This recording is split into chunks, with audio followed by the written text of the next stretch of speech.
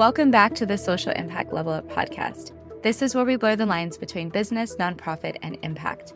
I'm your host, Wendy V, and I'm a social impact strategist here to help you build a successful and sustainable legacy of social change. In this week's episode, we're going to hear from a social entrepreneur who has been on a journey to change the world just like you. If you are interested in social entrepreneurship, this is the place for you. Let's jump right into this week's episode. Hey everyone, welcome to another episode of the Social Impact Level Up podcast.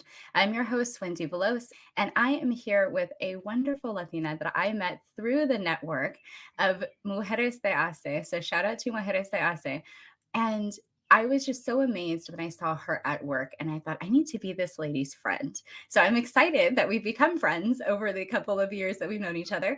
This is Miss Ruby Garcia, and she has a variety of things that she does. On top of being a hypnotherapist, she's also a coach for Latinas, and she has a brilliant voice in helping us to understand what Latinx people are going through, and also how we can move past some of the generational traumas and barriers that we've experienced in the past. Ruby is doing a wonderful body of work that she will share with us today. And I just wanted to leave space for her to give us her wisdom and her perspectives, but also to unlock some things for us about tools we can use in order to move forward in our journey as social entrepreneurs. So that's what we're going to talk about today in this episode. And I'm going to just turn it over to Ruby to introduce herself and her story to our audience. Thanks, Wendy. I'm super excited to be here. Like you said, I just want to reiterate, you're one of my favorite people. I feel like once we connected, it was just like instantaneous connection and bond. So I was very excited to be able to, join you today and your audience. So for those that don't know me, again, I'm Ruby Garcia. I'm a leadership consultant, career mindset coach, and upcoming author. I have a book due out later this year called Querida Latina, which is all about navigating the professional workspace as a first-gen Latina. And my work is really, I like to say, it's at the intersection of life and leadership, and that being the mindset piece. So I really help Latinas move from self-sabotaging thoughts and behaviors to self-mastery through increasing their self-love, their self-worth, and their self-confidence, so they can show up as powerful, fully expressed human beings in this world. And I'm sure people understand why that fascinated me the first time I met you. I was like, that's me. She's speaking to me. She wants to empower me. Well, that's why we're like this, right? Yes. We get along so well. Yeah, and it's great. And I think that we have such a similar perspective on the importance of mindset and how we just need to move forward in our journey in the right mindset. So let's start the conversation there, because I think that that's something that we talk about a lot on this podcast, is how do you stay in the mindset to show up and serve, right, as a social entrepreneur. So what have you learned about mindset, entrepreneurship, serving others, and continuing to be, especially for Latinas, continuing to show up despite all of the things that we might have experienced in the past?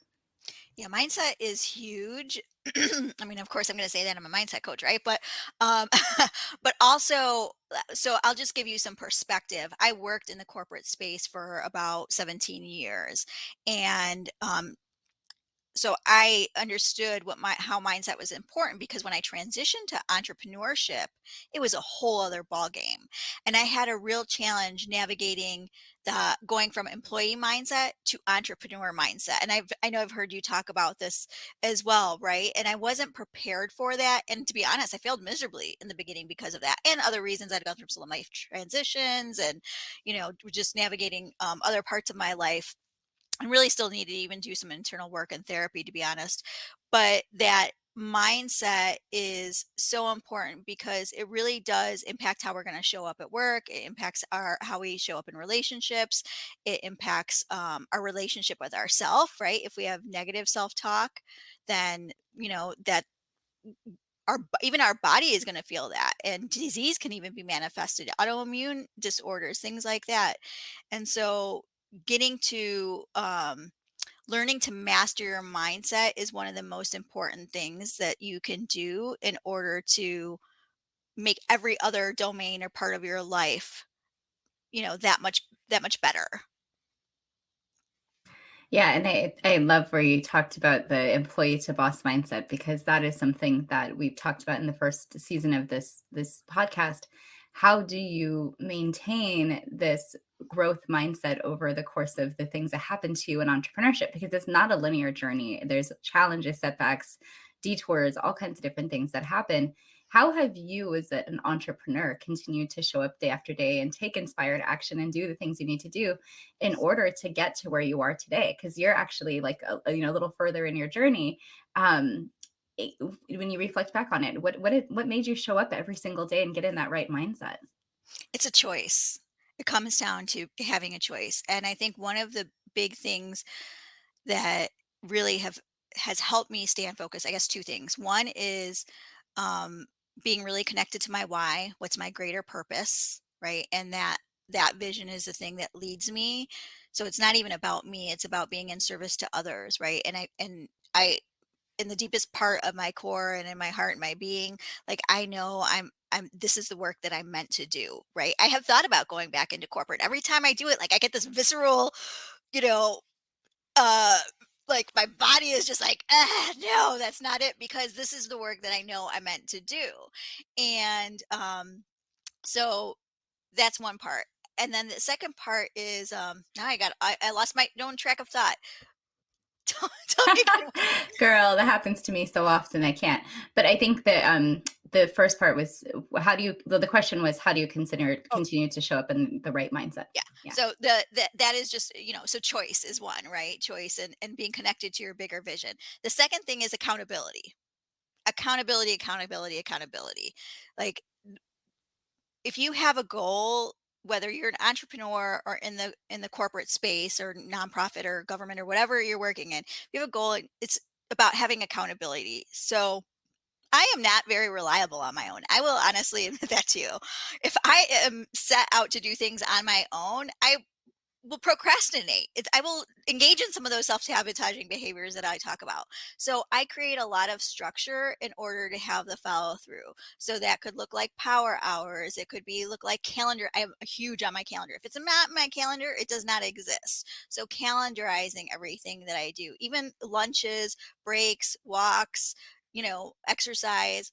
I put everything in a calendar because that's the one of the ways that I keep myself and structure. And then also, I'm always involved in some type of learning community. So having mentors, coaches, peer coaches, that is also really important to me in my own growth.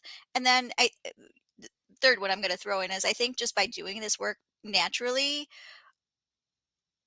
I have to be modeling the work that I'm doing for those that I'm working in partnership with. So my clients oftentimes will push me even more so, and they don't even know it because I want to always make sure that I'm a couple steps ahead, and not as and I'm better than them, but in terms of being able to support them in the best way possible.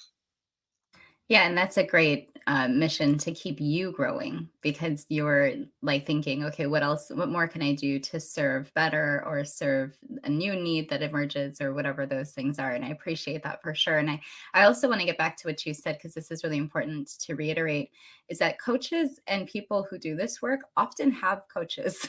Like they've often gone through a lot of programs or invested a good amount of money or had a good amount of time that they spent learning things.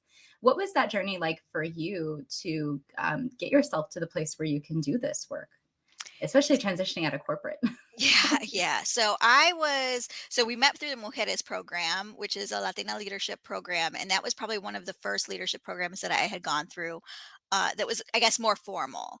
And at the same time, I had signed up for a 1 year leadership and coach training program. So I went through that. Right from there, pretty much coming out of that within a few months. And that program was a big investment. It was about $16,000, probably a little more even. My second program was a $30,000 investment into a mastermind. And so, I'm no stranger to investing to myself. And over the years, I've developed myself through other programs. So it is definitely something that, I've just kind of added on. I mean, I have by nature, I'm a lifelong learner, so I always have a list of ongoing learnings that I want to delve into. But even with that said, I will just share that it still wasn't, even though I was getting all the development training, it part of it, when I look back, part of it was from a place of not enough. I'm gonna be really honest about that. I was doing it because I didn't feel like I was enough. I wasn't ready enough. I wasn't smart enough. I needed more qualifications. And so I was given a lot of strategy. And this goes back to the mindset, but I did not have the mindset yet. So the mindset was keeping me from implementing the strategy. And then number two, there was actually some healing work that I needed to do. And so, eventually I ended up going back into therapy and working through some of those issues too. And that made a big difference, working on my mindset and doing some healing work.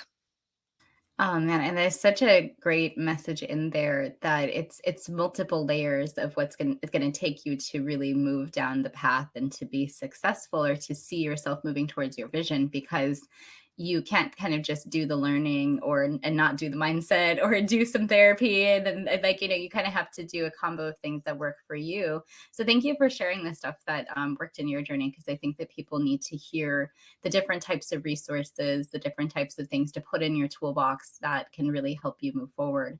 And I know in our past kind of conversations online and supporting each other's content, we've both talked about and thought about the frustration of that. What it was like to be in corporate, or what it was like to be working outside of your passion. And now that you've moved yourself into the place of being in alignment with your passion, how does that just feel for you as a person? Like, what is that like? In case anybody is not there yet. Yeah, I mean, I don't know if you could hear it if you're listening on the podcast, you might not hear it, but I just took a deep breath because it's like it's so refreshing. It's refreshing, I feel liberated and I feel fully self-expressed. And that is one of the ways that I felt uh very restrained in a corporate environment because there were a lot of, unspoken and spoken rules. And I'm a little bit of a rebel. Didn't always abide from the from them. But what I love about entrepreneurship is I can say whatever the hell I want online, or, I don't have to worry about whether someone's, if this is going to impact my work or how this shows up. Like I can just be me, fully expressed. And so for me, it's just all about that feeling of liberation and freedom. And it's like that's my top two value is freedom and self-expression.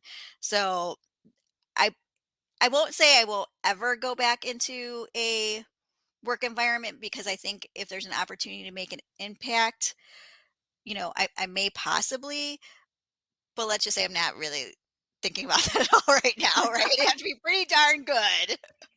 Yeah, I know you have the visceral reaction of one versus the other. It's like a different visceral reaction in some ways. Yeah, It's like a tightening around one and then an opening around another. exactly.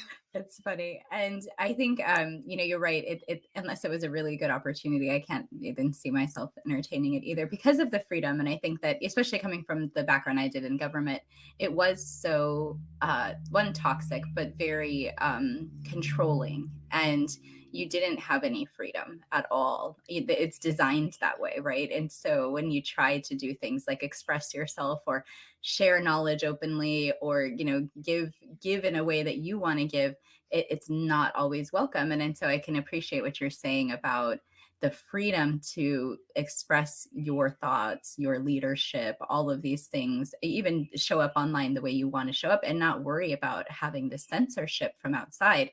So, and I know that you do that with your content because I follow you, but if others don't, it's a great example of someone who's been able to step out, and that had to take a little bit of courage. I mean, I know you mentioned healing and other things, but what was that like for you to really say, no, my brand curses, I'm going to curse, or my brand says this, and so I'm going to do it that way? Like, was that like for you?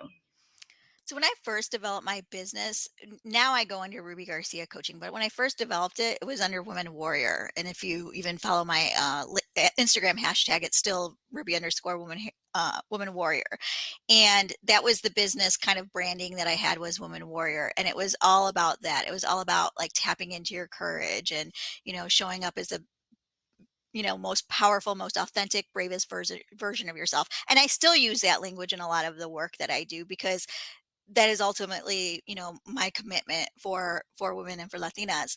And but when I first developed that brand, it was actually through that mastermind with a group of women when we were kind of brainstorming, and I hadn't yet even created my business yet, so I was in the process of doing that. And Woman Warrior was the brand. And what I realized, um I didn't know this at the time, but now looking back, it was not even so much a brand. It was the person that I was being called into that wasn't yet. I didn't feel like Woman Warrior when that brand was created, even though it sounded great. I didn't feel like that person. And so I did have to grow into that. And I did have to exercise my courage muscle. And in the beginning, it was small, and it was small baby steps to have courage. And as I developed the courage, just like you're training in the gym, that muscle gets bigger. And so then I was able to take more risk and put myself out there more and say yes to opportunities that maybe I had said no to in the past. And so I was a work in progress. And of course, it never stops, right? We're always in evolution. So I can't even say I'm there now, right? Because as we up level, there's the saying, new level, new devil." Right. And so there's going to be another layer that I'm going to have to unpack in order to reach the next set of goals. Oh gosh, yes, yes, absolutely. And that's part of why I called this podcast the social impact level up, because it's constantly like you're trying to make an impact. So you're always going to have to keep leveling up over and over and over again. And I think that's a really good example of that. And I want to switch like a slight gears a little bit, Yeah. but still staying on this frame where, in your content, you've spoken pretty openly about your lived experience, which I appreciate and I value, because I always think that people's lived experience is one of the best ways that we can learn from each other. And with what you last posted most recently that stuck with me was your experience as a Latina who is an American Latina or has a story of an American Latina. And it resonated so much with me that I was like, we're twinsies. It's so funny the way I just felt like held in the statements that you made. I was like, I could appreciate that. So I was wondering if you could tell people, because if they didn't read the post, they have no idea what I'm talking about, what this post was about for you and what you were expressing through sharing that story or that part of you and your identity and your journey.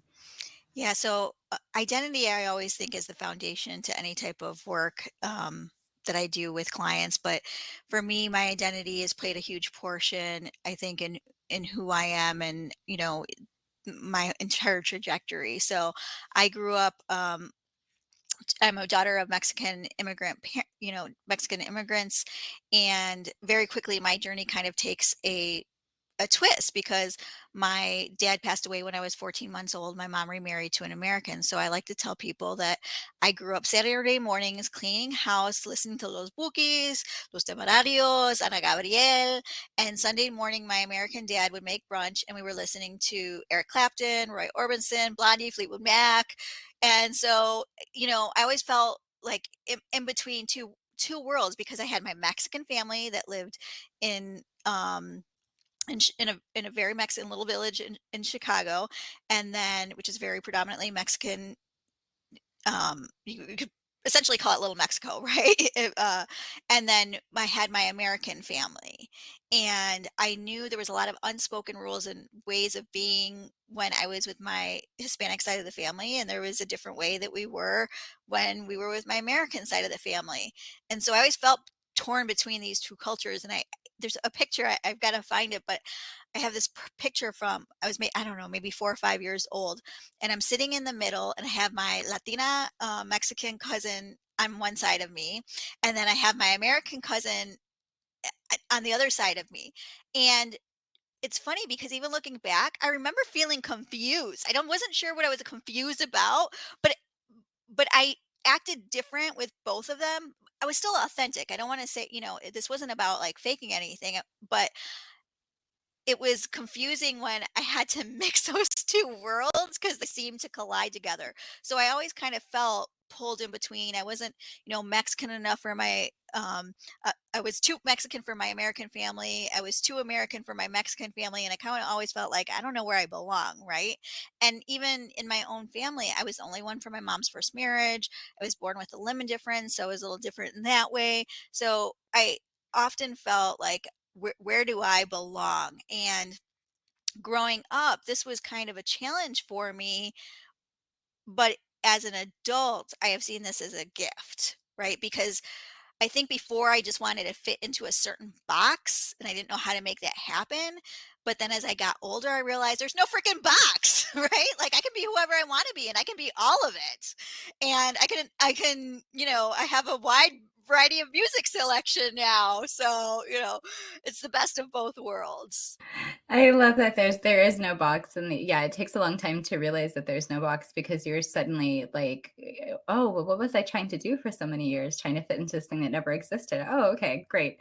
But I think I appreciate it because even without having that duality of parents and different sides of the family, I think even just with being Mexican by culture, but having to live in mainstream America, you can appreciate the idea of how much code switching has to happen throughout your lifetime of, presenting this way and then being this way. And it's not that you're not the same person, it's that you literally almost mold yourself to be successful where you're at. You're Mhm. like, and sometimes this was in workplaces. I remember college being one of these places where I had different groups of friends and I would maybe feel a little different over here and a little different over here. And I always just felt so frenzied sometimes because I was too busy trying to do what I thought everybody else needed or wanted, or show up in like a not a people pleasing way, but in a way that people would appreciate and value what I was bringing to their environment. And when I got older, I was like, oh, fuck that. Yeah. I don't know where, at what point that happens, but somewhere along the way, I was just like, y'all are gonna do what I want. Yeah, at some point, all my American friends started kissing me on the cheek when they greeted me too, So I got Yeah, them in the habit of even it's customs like that. I mean, I've even had people walk me into a building speaking Spanish to me and had to look at them and said, I don't speak Spanish. I'm happy for you to speak Spanish to me. I will respond to you in English. I understand everything you're saying, but this is where I'm at with Spanish. And just like, let not unapologetically letting people know I am a Latina who does not speak Spanish and I'm tired of saying sorry. Yeah. Well, and when we really look at the history, Spanish wasn't even our language. That was Oh, true, fair. because we were colonized, right? And that was the language that then was forced upon us. So when we really look at the history, it's not even really Spanish that would be, native to our origins. Yeah, no, that's true. And I think that it's, But it's I can always I funny can to me. relate though. I can relate. I Yeah. still get embarrassed if I have to. You we're good friends if I'm going to speak my Spanglish with you Oh, I because my tell people Spanish is still there's broken. two places you're gonna catch me speaking Spanish: when I'm traveling because I need to, so I'm like on it, and people are much more forgiving because they know I'm not from there. But the second place is if I've been drinking for a Oh bit yeah, and you totally. need to like catch me in a conversation in Spanish. Actually, maybe the third place is like in Spanish Harlem. There, when I Okay. lived in New York, there was no getting away from it. Like I was going to speak Spanish at some point every single day, so I was decent at it at that point. But then it's like periods of my life I felt successful with Spanish, and periods of my life I felt very unsuccessful with Spanish. And I've just gotten over it. I'm like, I'm okay, guys. This is where I'm I at. know. Exactly. Well, I managed to, um, as you know, I walked the Camino de Santiago last summer, and I said my Spanish got me through, across northern Spain. Hey, I'm good. It's good enough to get me through, and I didn't get lost, so I'm happy with it. My Spanish was good enough to get me from the bus going in the wrong direction out of Barcelona to a taxi that got me to my camp. So Okay, that's good. Perfect. I was not heading to wherever that bus was going. Bus also, by the way, like Spanish buses are very confusing and they show up at the same stop, but there at certain points the line cuts off and another bus Oh, going to a completely different place comes to that same stop. yeah. In case you didn't know. There's some confusing stuff going on in Spanish buses. So make sure your Spanish is up to par if you're planning on taking the bus in Spain. So getting back on track, I think it's great though that you mentioned a couple times making an impact. And one of the questions I wanted to ask you was, when you started your own business and you said you were starting this brand and you kind of rebranded and did some things in there, but through all of it, you've maintained that making an impact is going to be part of your business model. So we talk about social entrepreneurship a lot in this podcast. And I just wanted to understand from you, what made you decide to build something based on impact, or something that's going to help others, or something that's not solely based on profit to support Ruby Garcia for the rest of her life? Yeah. Well, I'm really, you know, so the first job I ever wanted to I wanted to be a nun, believe it or not. And the reason was because I really had a lot of admiration for Mother Teresa. And I wanted to go to Calcutta and like work in the orphanage and, just be of service.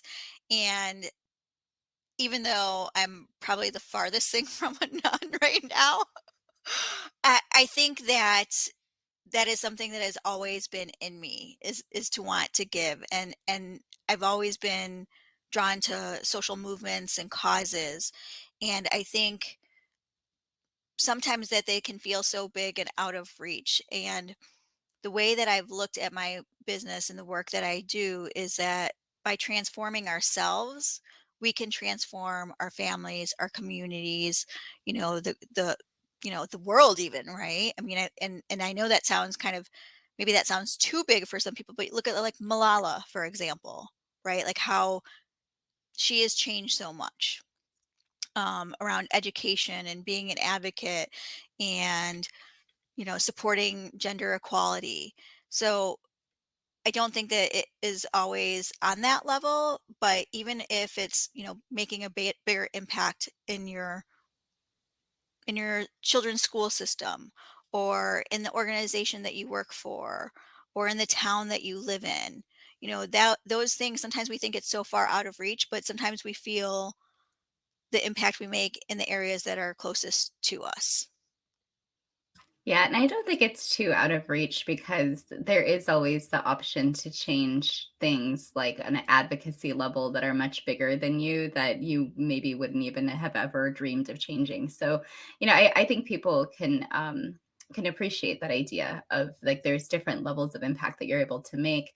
And and there's even a whole model on it. It's called, if anybody wants to look this up, it's called the social ecological model. I could get my really nerdy hat on to say there's a whole body of work about this, about how individual and then sort of the communal levels of, like, family, friends, community, and then sort of the at large community, or the environment in which we operate, society, that kind of thing. These different levels, they require not only different solutions, but different kinds of expertise and different types of people to work at each of those levels. And so I love what you're saying. It's like, yeah, you can be inspired to work on any of them, and as big as change the world. But you still have to show up and take action and do the things that you need to do to get to that goal. I love that. And yeah, I'm gonna have to hit you up later on for that, because I just think about some of the things that I've been really interested in is Latina wage gap, right? The pay gap is one of the things that have been a big focus. And even as I was writing my book, I also thought about food justice is another area that is really important to me. So, looking at it through those multiple lens can help you kind of think about, okay, what are the strategies that are needed behind each of those levels, right? Or the reading achievement gap for Latinos too, even things like Yeah. that. So there's an opportunity to solve huge problems, right? And it maybe just starts with one person. Absolutely. And the other thing about it that it maps back to is trauma. I know both you and I have talked about Ooh, this before, is the idea of how people experience trauma at those different levels, and how you can either prevent and mitigate, or you can treat and support, but still needing to have developed solutions for addressing trauma at each of those levels. I'm like getting So all excited right now I because I'm like, know this we're is so nerdy, but I love it. it's so super nerdy, guys. But if you're a social impact person, this is important, Yeah. right? Because we aren't all called to create a community program, or to do individual therapy, or to really work at the change policy Capitol Hill level. Like, that's not all of our purposes. But if each of us is working in our purpose and our zone of genius, and we all have those different skills, then collectively we are able to make a really big impact. And the thing that's really, I think, missing is the coordination of it. Mhm. or the layering of the solutions, or the introducing of these different types of people who are working at these different levels, to really help people understand, well, how do we maximize so that we can transform, so that we're not just all kind of working in our little worker bee, worker ant sort of situations, Mhm. but we are like maximizing all of our efforts. So, Yeah, very good point. So many times we're working in silos, right? mhm. But if we really come together and collaborate, how much more power would it be behind it? Yeah, and that's why we called this group a collective, because that's the goal of this whole collective, is like, let's start bringing voices together, let's start bringing people together, let's start amplifying, and then start sharing people's solutions. And so, kind of getting back to you and the solutions that you provide people, I know you have a ton of tools in your tool belt, but one that I think is super cool is the idea of hypnosis. And I know you've mentioned this a couple times before, and I want to hear more about it from your perspective. Like, how have you brought this into your work? What's your background in this? Like, what is this tool? Yes, it is. It's not magic, and it's actually there's a lot of neuroscience behind it. So that's one of the reasons I love it is because our brain is so powerful, and it's like I think of it, hypnosis is the greatest mind hack ever, right? The greatest brain hack, and we're using our mind to leverage and bring speed and velocity to the things that we really want. And so hypnosis is it's again, it's not like the movies, it's nothing magical, it's nothing that I can make you do. I had a boyfriend that said like, are you doing hypnosis on me? Like, I was like, "No, I am That's not doing." such a foul question. Like, I come on. know, right? Like, really? Do I have to? It's nothing like that. Like, I can't make anyone do anything. But, really we it's very hypnosis is about being in a meditative state. So if you think about being mindful, or even when you're watching a movie, the reason that, have you ever watched a movie and then felt like you were like going through the emotions and maybe you start crying or you feel anger, you feel scared, right? That's because you're using your imagination to kind of put you in that situation. And that's kind of what hypnosis is. We're really tapping into your imagination, and depending, there's a lot of different, even within hypnosis there's a lot of different modalities, right? So we could be working on releasing negative emotions, releasing fear, hurt, guilt, anger, any sadness, any of those feelings. Or we could be installing new habits, right? Or new ways of thinking. That's a huge one that I work on is, right, we might have some limited beliefs that keep us in the same cycles or same patterns or same self-sabotaging behaviors. And so we look at, okay, what's the limiting belief here? And think of a garden. Like when you pull a weed, it's going to grow back up, but if you pull the root out, then it's not going to grow back and you get rid of it. You're eliminating it. And so that's a lot of what hypnosis is we're pulling the root out. And then or another way that you can think about it is like we're installing new programming, right? Like if I'm a little older, so if you go back to the DOS days, right? Right. So it's like you're getting rid of DOS and upgrading to, I don't even know what we're on these days, but Windows 5 million, I don't know. yeah, exactly I'm on right. a Mac, so I'm like, I don't know. Okay, yeah. So, but Yeah.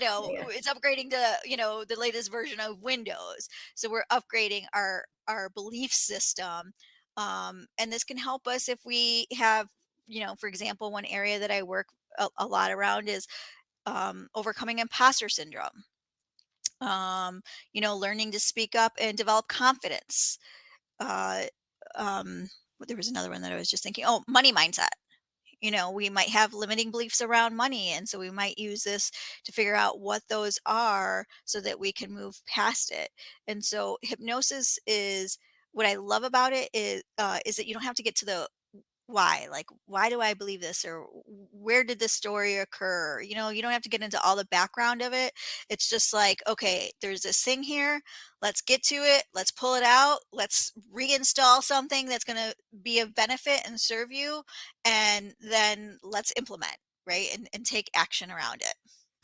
Oh, that's such a cool process to hear about, because it reminds me of just like cognitive behavioral therapy, and how, looking at our patterns and our narratives and interrupting those and replacing them with a more accurate or a more positive or whatever the need is sort of statement. I know I practice that a lot with thinking about money mindset, definitely thinking about like leadership principles and values and different things that I want to continue to espouse. Like I do a lot of this work too, but man, if there was a shortcut, if I It could just go is. to I think it is like so I fell in love with it because, as I went through my training, I was actually doing the work too. So I was, thinking about some of my own goals, some of my own limiting beliefs, and I thought, when I realized how easy it was, I thought, "Oh my gosh, why doesn't everybody do this?" And that's why I talk about hypnosis and mindset quite often is because who doesn't want a shortcut? And not everything has to be hard and years of believe me, I am not knocking therapy. I'm a huge advocate for therapy and I think that it has its place. And and I think there are a lot of other modalities that we can tap into, including hypnosis, and if it can be a fast and easy process and you can break through stuff, within 6 hours, hey, why not? Oh man, yeah, no, I think hypnosis gets a bad rap because whenever I think of it, I always think of Office Space. Do you remember that movie? I do remember it, but I don't remember being hypnosis in Oh there. yeah, you gotta watch it. It's great. He gets hypnotized, and that's where he decides to just like when he stops giving a fuck and just goes to work and goes ham. That's it's because he had gone through hypnosis and he never got unlocked. So he stayed Oh, in this okay. like Yes. Okay. hypnotic state that he just Yes. didn't care. And Yeah. he went through his whole journey in that hypnotic state. So it Yeah. reminds me of So that every that's one time. of the myths. So is that like that you don't know what's going on. You're very, very aware of everything that's going on, right? You're just in a very calm and relaxed state. But I used it on myself this morning, as a matter of fact. I have a pendulum here, and I was having trouble.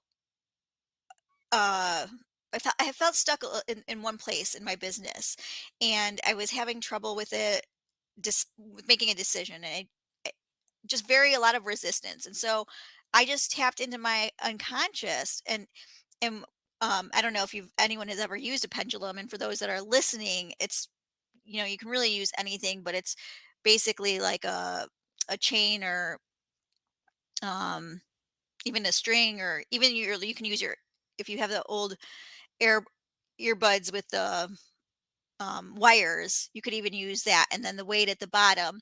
And what you do is you can tap into your unconscious mind and ask yes, no, or maybe questions, and it will give you the answers. And I mean, there's a few more steps to it.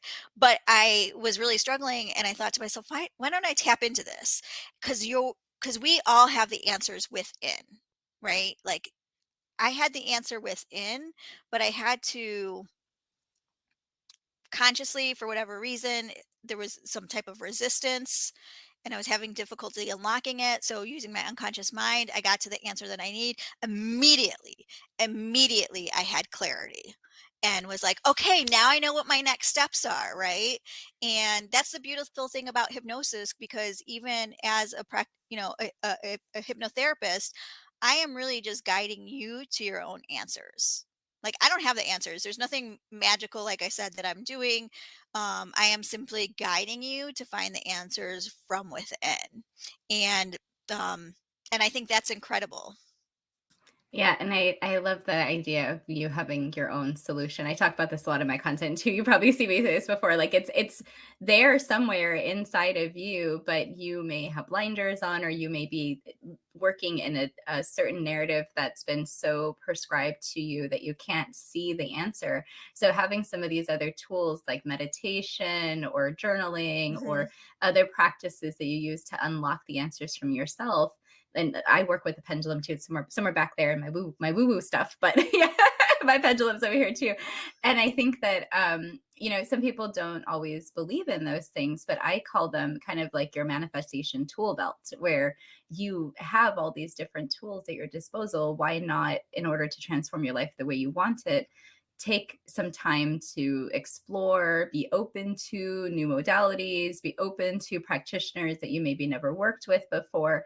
And so I hear a lot of that in what you're saying too, is like kind of like give it a chance. And, it's not, a lot of the myths or things you might be scared of may not necessarily be true. Yeah, there's a lot of myths around it, right? And even with the pendulum, there's nothing magic about the pendulum.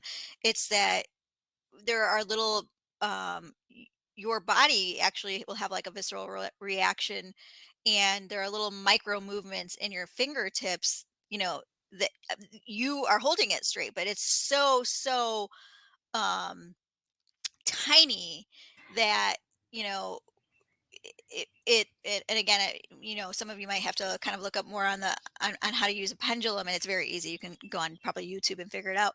But your body is giving you the answer, and it's coming through in those micro movements. And but I mean, what an easy way to get clarity. So you mean you're telling me it's not the magic? Darn it. I know.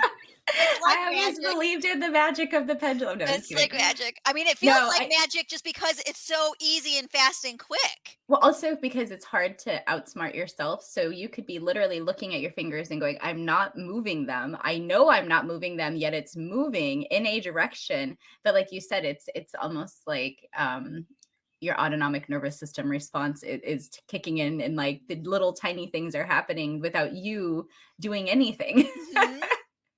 Yeah, and So I asked it. It only took me 3.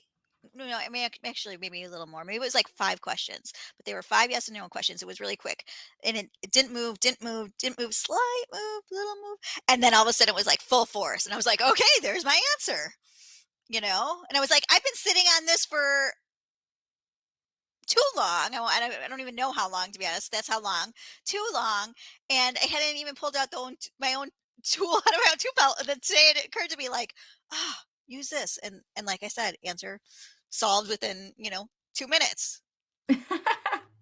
yeah, so these shortcuts, folks, is what we're talking about. And the one thing I wanted to go back to, because this is a question I had from earlier, and when we were talking about Latinas, and you were talking about mindset and hypnosis can help you kind of get past some of those harmful narratives or limiting beliefs, but particularly for Latinas, and I know because this is one of your specialty areas, what are some of the common beliefs that you've seen across your clients or across Latinas who's come to you for this sort of support that they need help, unlocking? Because I think that just even having that discussion, and maybe some of our listeners will recognize some new things that they didn't realize they could get help with even. Yeah. So I'm gonna share a story about and for those of you that haven't heard me talk about this, you can also find some more information on LinkedIn about it through my post. But I talk about last triplets, right? The triplets, which is Humble Hilda, Grateful Gloria, and Hard Work and Quana. And these are just basically some cultural scripts that I have discovered in the research of my book. I've interviewed over 40 women. I have led leadership programs for Latinas. I've coached one-on-one Latinas for the last 8 years.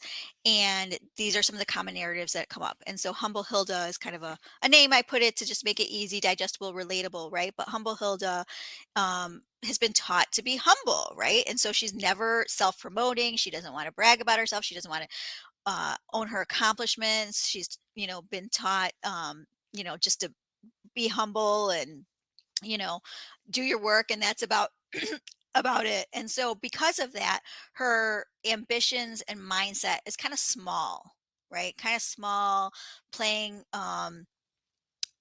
almost invisible, I want to say, and just kind of hiding out.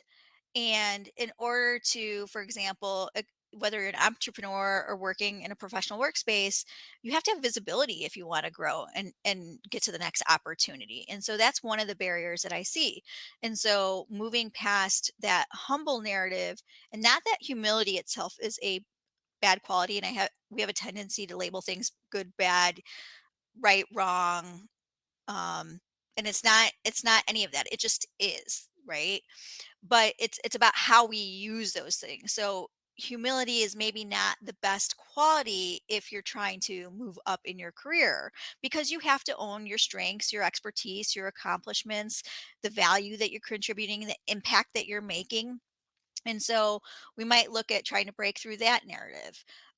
Grateful Gloria is, she's just so grateful that you gave her an opportunity to work, that, she's just going to be loyal as loyal can be, probably stay in that job. Usually is, you know, even if she has aspirations, she might think to herself, like, well, I made it farther than my parents did. Isn't that enough? So there's that false belief, like, this is enough, and that it's not okay to want more. And so, we might look at that, right? Like the worthiness aspect of, like, you can have more. Like, it's okay to want more. That's not you're not asking for too much. And then the third one is hardworking quanta. And this is also one that's, I think, is very common because a lot of us are taught to work hard, keep your head down, work hard. Someone's going to recognize you for your hard work. And let's face it, usually no one's tapping you on the shoulder and saying, I notice your hard work. Now I'm going to give you all this extra money to compensate you, and let me give you some more opportunities. It usually doesn't work that way. And with the hardworking narrative, what I've noticed a lot is that women will associate their self-worth and tie it to their productivity. They feel like they have to prove themselves or justify their worth through their work. And then also, there's also this part of, like, everything's hard. Everything has to be a struggle. And you know, again, here's an opportunity to tap into some of your natural gifts, talents, skills, abilities, to work with flow at ease. And wow, even work can be fun when you're doing something you love. What a concept. And so, those are a couple narratives that really stand out, where there's an opportunity to break through, whether it's at a conscious or through hypnosis, um, using your unconscious mind. And I will just say, only 10% of our conscious mind is used.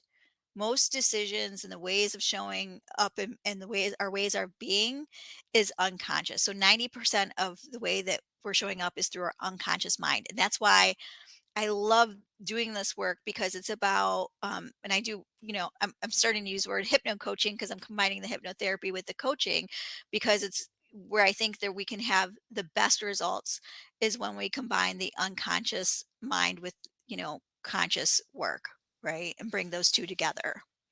Yeah. Oh my gosh. Is there a name when you've been all of them? Is there a which I call them las triplets, the triplets, Yeah, yeah, the that's like triplets.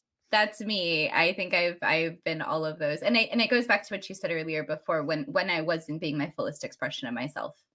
Mhm. But when I was able to move more into the direction of following my passion and being a more fuller expression of myself, those types of things fell away, but not without a great amount of struggle through the process, right? And that was the struggle though that I needed, not like the struggle of staying in that space, but Mhm. really going through the healing, like you said, and saying, okay, this is an issue. I need to move past it. I don't need to constantly work myself to death, or I don't need to constantly be worried about what I've accomplished and what that looks like to other people. There's just so many pieces of that that I appreciate. So yeah, and I do remember reading that before, and I was like, oh gosh, I I resonate with this so much. I mean, I think we all do, because it's just so much of our that, we're talking about some of the main values of our culture. And I think that's why it's so relatable, right? Maybe some, maybe Mhm. one is manifested during a certain period more. And I even think with experience and age, that maybe, it's not so, it's not so in your face, I guess, or you learn to tame those. But, these are things that I think are deeply embedded in our culture, spoken and unspoken. And so it really does take some work to to break through these belief systems, right? Yeah, yeah, and I love that it like you can still live in flow and be happy. You don't have to stay in these spaces and feel like you have to struggle in order to be successful. That's Mhm. a really great message.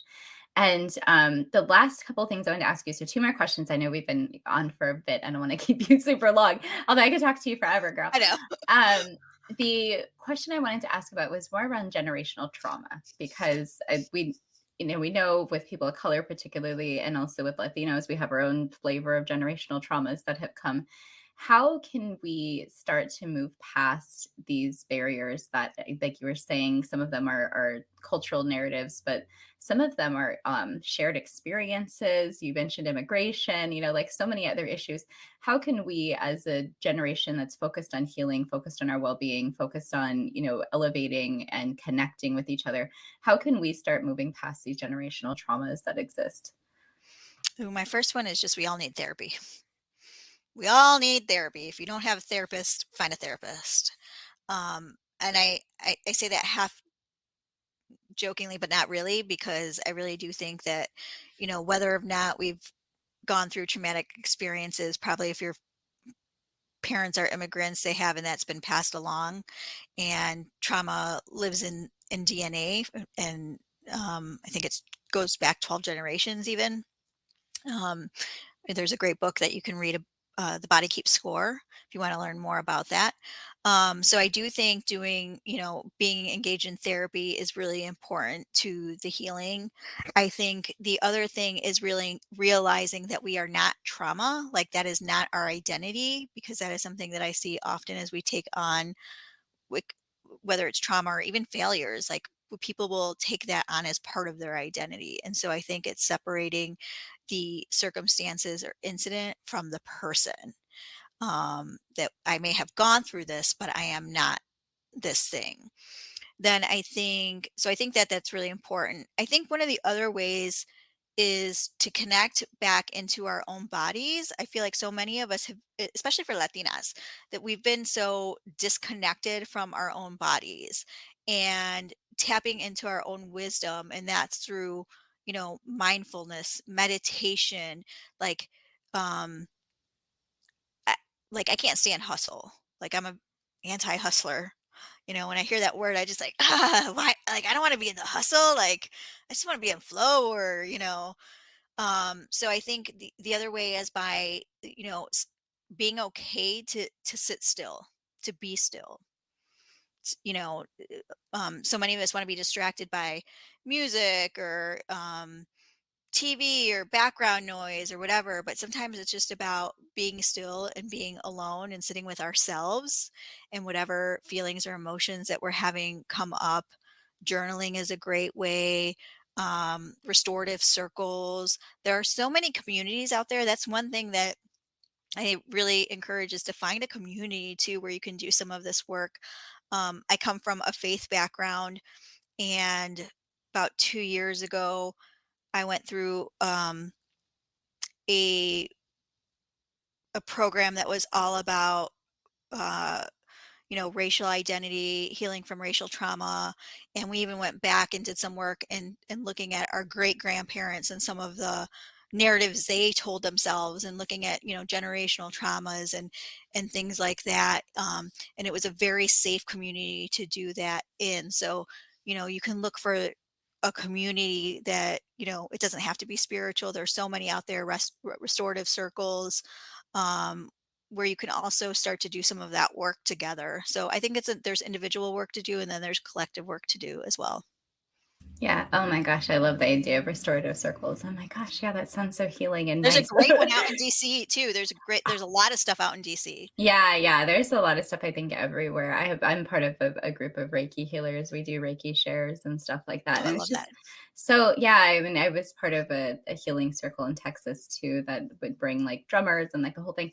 I mean, and there's so many different ways to do the work, but you just have to find what calls to you and what Exactly. resonates with you. And Exactly. also, I mean, some of that is really hyper local. So according to what's available in your location, unless you're going to do an online thing, but I like to do a lot of in-person stuff too. So I appreciate that. So Ruby, I'm so excited that you came because I just love this conversation. But every conversation I have with you, I love. So I'm always continually just amazed by what a wonderful person you are and how you share your gifts with the world. And it's just really exciting to see. And so if people thought, and at all, this seems like somebody I'm interested in, I want to get to know more or might want to work with, can you do just a quick infomercial for yourself about who do you work with, like who might want to work with you, how do you transform or help people, and how can they connect with you?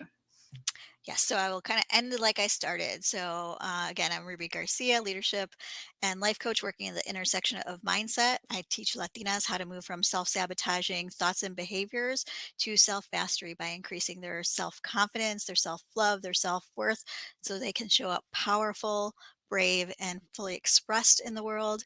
And I do most of my work through one on one and group coaching workshops and of course hypnotherapy, the secret weapon tool, right?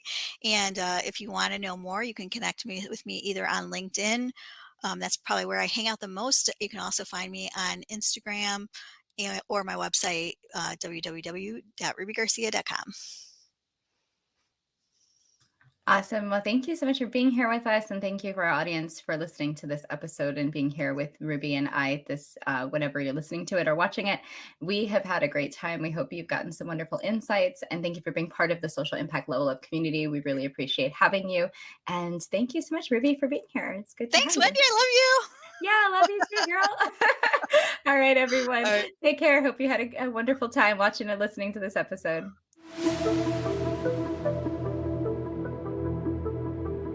Thank you for joining us for another episode of the Social Impact Level Up podcast. It's been awesome to interview today's guest, and I hope that you leave inspired to take action. If you're looking for any of the information we spoke about, it's probably down in the show notes. Make sure that you're checking them out and you're clicking on any of the links that seem exciting to you. If you are looking for a coach or a consultant to help you with your social impact or your sustainability, reach out to me via my website, hop on my email list, or jump into one of my programs. All of the links are below. So excited to have you as part of the collective. Make sure that you come back and join us for another episode next week.